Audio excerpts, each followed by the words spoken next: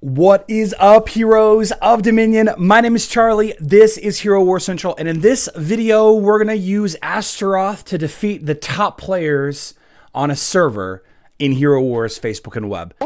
It's only a game. Why you have to be mad? So why am I using Astaroth, first of all? Well, not because I'm trying to prove that he's the best tank. I personally enjoy him. I know that he is not the best tank in every situation, but I know that he's good enough in enough situations that he's, okay to level. I'm not saying that you should or should not level him or any other hero. Please don't use that as a takeaway from this video. It's not what this video is about. There just happens to be a hero event for Astaroth, and I've gotten that suggestion a few times. Can you beat the top players on my server or on this server or on that server using Astaroth instead of a better tank? And I thought, let's give it a try. Why not? A couple things having to do with this test. We are doing max testing on Facebook, and wow, my entire catalog just disappeared. We are doing max testing on Hero Wars Facebook. Now that means that all heroes are absolutely maxed out, with the exception of the Ascension trees. The Ascension trees individually are maxed out, but for the Great Tree of Wisdom, it's taking my account's Great Tree of Wisdom levels. I'm just going to quickly show it on screen if it matters. I've got really high warrior and everything else is, between 10 and 20 or so. Not everybody is going to have maxed out heroes, but I do have every hero summoned. I have every pet summoned, so I can use max testing to kind of try it out. And since we are looking at the top 10 defensive arena teams on a given server, you can assume that those players have most, if not all, of the heroes maxed as well. A couple caveats with this. Number one, arena rank can change pretty dramatically minute to minute. Different people throughout the world have different rewards times, but I've been assured by a member of this server, by a high-ranking member of a Gold League guild on this server, that the top 10 or so players don't actually change that much, even though they absolutely did in the day or so of filming this video.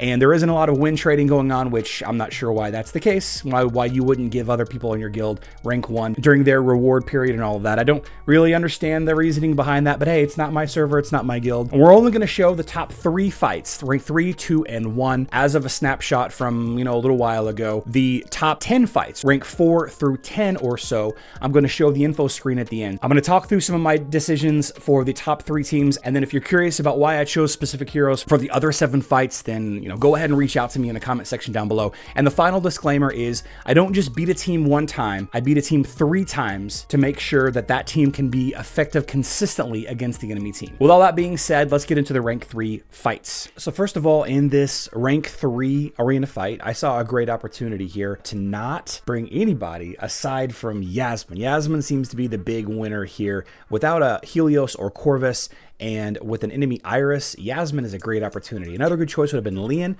You have a couple of heroes that do area of effect damage, but I wanted to stay away from any heroes that provided a big status effect that I relied on, or that did magic damage to kind of make the enemy Sebastian and Isaac basically worthless. Now, Sebastians and Isaacs are good to have on defense, and some would even say that they're the 2 best heroes in the game. They're certainly very polarizing. If I see an enemy Sebastian or an enemy Isaac or both, I do change who I bring to a fight. That doesn't necessarily make them, better or worse than anybody else. They just seem to have a very strong yes, no, or black-white situation whenever you're going up against them. I used easy to get heroes. Aside from that, of course, we have to use Astaroth. Nebula is easy, Cornelius is easy, and everybody should have Martha leveled up.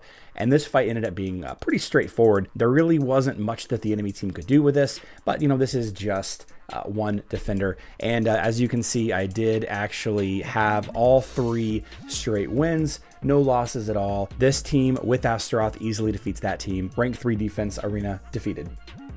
This rank 2 team is definitely worthy of its position. It took me a couple of tries to figure it out, as you could see, but if I wanted to stick with using Astaroth in my play from before, this whole defensive lineup is built around keeping Iris alive long enough to chew through your team using, basically 3 defensive heroes plus Nebula. That's a nice support and defensive hero. Without an enemy Helios or Corvus, Yasmin will usually target the enemy Iris first. All you got to do is keep her alive. Fortunately, Astaroth is really good at keeping alive squishy heroes if they get killed too early.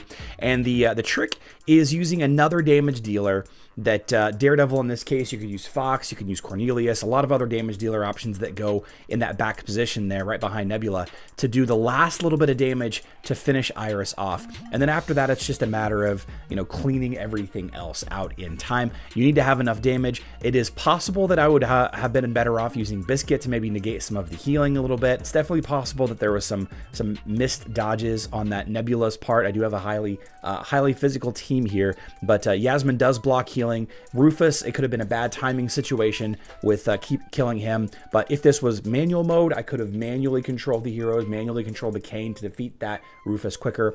But with the physical damage that Daredevil does, that Yasmin does, and that Nebula does, there's plenty of ways to get through that Rufus. Not a bad defensive team. It stumped me for a little while, but as you can see, I did get 3 wins with the same team. So on to rank 1, I guess. Let's check it out.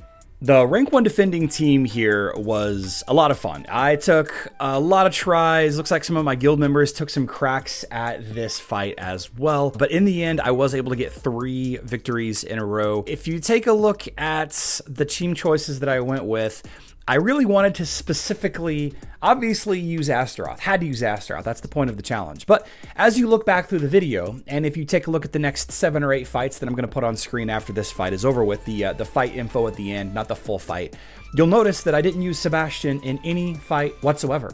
I didn't have to use Sebastian in any of the fights. Sebastian was completely unnecessary in all 10 of these attack attempts.